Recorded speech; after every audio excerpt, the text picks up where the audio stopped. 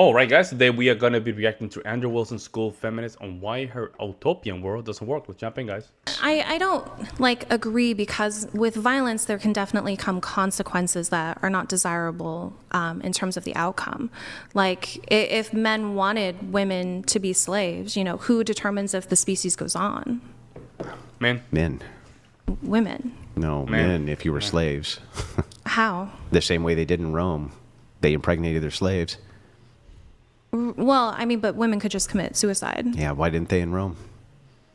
Well, wouldn't that just be black swan fallacy? Just because there's that one example where they did. Oh, no. I think Greece, to a specific degree. Here, we'll give you every Afghanistan. example. They didn't do it under Genghis Khan. They didn't do it in Rome. Yeah, it would just be, again, a black swan fallacy.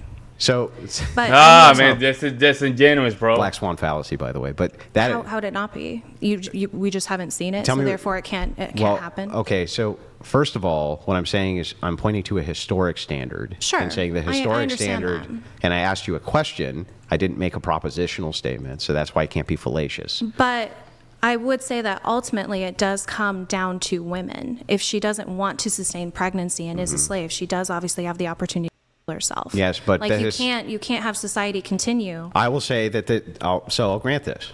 It is logically possible that all women who are enslaved can off themselves. Not disputing that. Right. However, it's also logically possible they do not, right?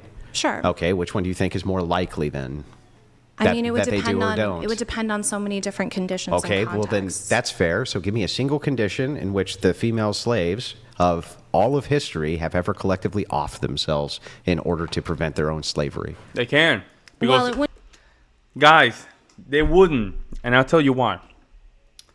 The dark triads. I don't want to get it too deep into it, but the dark triads effect. Okay, I'm going to leave it there. Wouldn't be to prevent their own slavery. It would be essentially to stop the the next generation. And even if That you would do be have preventing slavery. sure, and even if you do have women who are enslaved. Can you give me an example of a No, I single? can't. Because No. there isn't any. There's no example. But I'm sure you wouldn't say that that's moral. That's moral- what men. Yeah, this debate is one-sided and a complete blowout. Andrew's winning with very low difficulty. But find these feminists get on videos very juvenile and low, bro. And most importantly, Hunter cry alone. Man, these people, man, the internet. I love the internet, man. I love the internet. Yeah, and this is good. What Andrew's doing in this debate, right? He's trying to pull her worldview and just trying to disseminate each one. Bam, bam, bam. The more she talks, the more she can disseminate. He's not trying to go for that one knockout. Men What? ought to do. Well, I believe in objective morality. I'll make ought claims based on an unchanging standard, but you're a moral relativist. You can't be like, you can't do that. It's relative. It's What do totally you mean? relative. So is one set of morals of more value than another set of morals? I think there are moral facts, if that's what you're asking me. No, that's not what I'm asking you. I'm asking you if one set of moral particulars has more value than another set of moral particulars. I'm not sure how to answer. Well, I would just need to know if... So, okay, for instance, we have one society over here that murders women and a society over here that does not murder women. Okay. Okay? Can you point to something objective that makes the society murdering women? There's some like moral claim that you can make which is objective for why that's wrong. Well, I mean, murder by definition is wrong. No, but what? yeah. But what if what? I don't think she's. This is gonna be a deep owned if Andrew does it correctly, right? Which I know he will. We understand that murder is something or deleting somebody is wrong, but what is it? What value? What determination? Right? Categorize murdering being wrong. That's what we're looking for. What's the standard? What's the moral standard that indicates that deleting somebody is wrong? That's what we're looking for. No. Why would it's the unjustified? Yeah. Yeah, And unjust mean. Yeah, unjustified doesn't mean immoral. Well, it means wrong. If it's not just, then it's unjust, which would be wrong. Okay. We'll rephrase then. They set the conditionals for something you would consider to be murder and say it isn't. It's the justified killing of this group of people here, you consider it murder? What makes their moral facts wrong? I mean, obviously, it would depend on reason and context.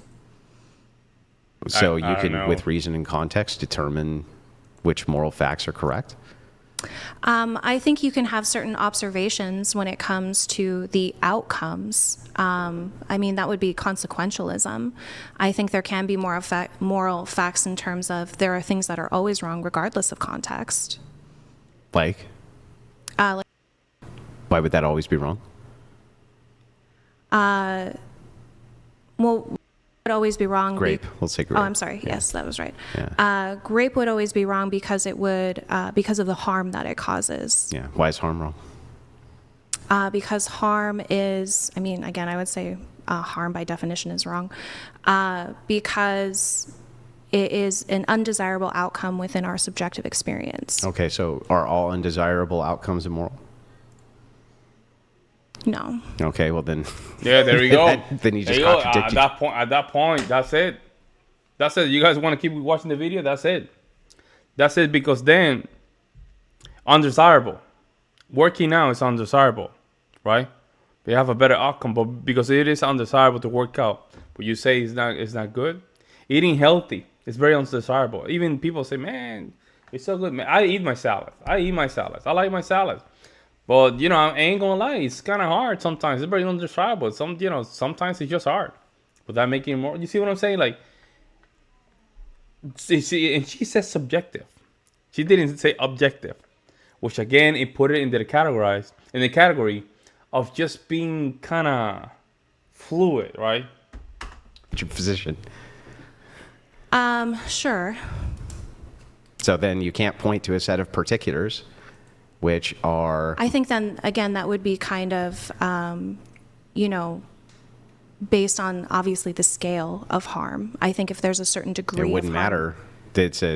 If it is the case that nothing which is against your subjective experience that you consider harmful is bad, except by your own experience, then we're just back to relativism.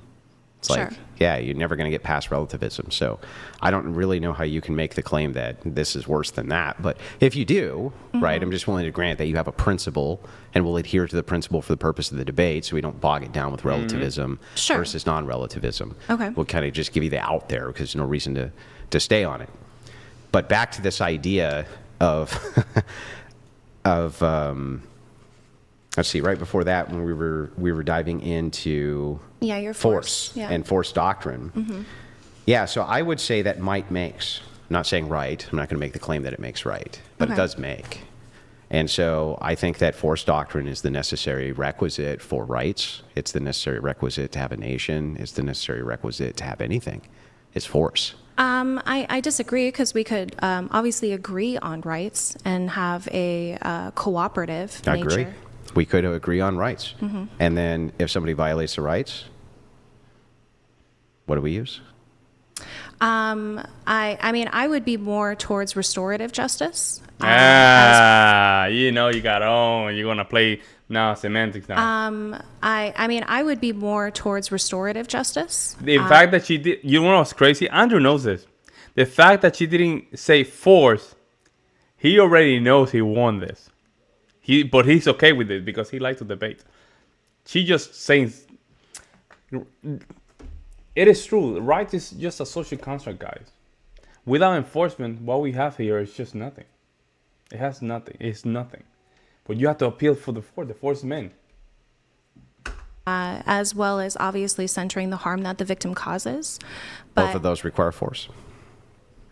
I can agree to some extent, but I don't think necessarily if rights violations happen, that what the punishment or what the outcomes is what one would deem justice. I would say the conditions to which society is to prevent harm would be the ultimate goal. That would require force. How? Because if somebody violates any of your principles or any of your rights, how do you get them to not do that? Well, I think rights violations happen for specific reasons within society. Like if you were to say, you were to say that you violated my rights by coming in my house and stealing all my stuff, then if we're in a society of capitalism to where people are subjected to poverty and need access to material goods. Okay, let's say we have communism. Communism can't exist without force. It's impossible.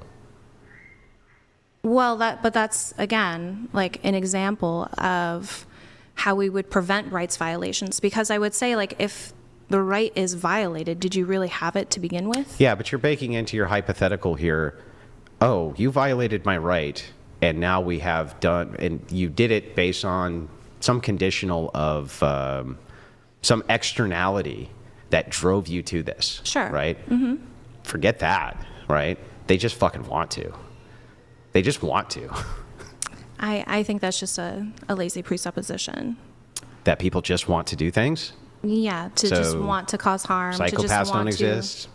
Sociopaths, narcissists, these people don't exist? Or they do? They do exist, but again, we're talking about what conditions they exist under, and those are very rare.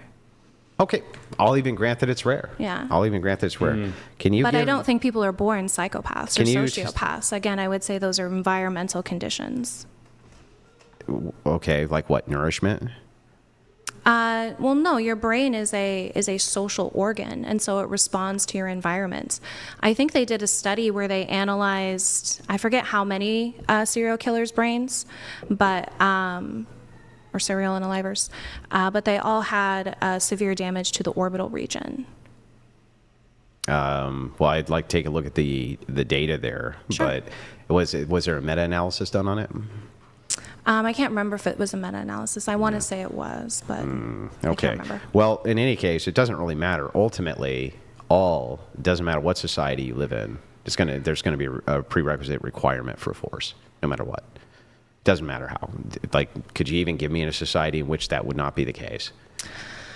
I mean, it's hard to conceptualize in terms of, I think if we had a society based on technology, what do you mean by force? Are we just talking about, like, violence? If you have a society in which people have any sort of, if you have any sort of... She understands what does force mean, guys. Force, this, because this is the problem. Guns and weapons are just like an extension. Even robots and technology, it's just an extension. That's it. But it still don't change the facts, guys. Even if a weapon can be an equalizer, but still you have 100 females, 100 men, you know the results already. Because it's just an extension. Laws, or you have any sort of rights at all, then... Well, I agree with you that laws do... The only thing which would create a prevention of the violation of said thing by a person would be the requirement of force.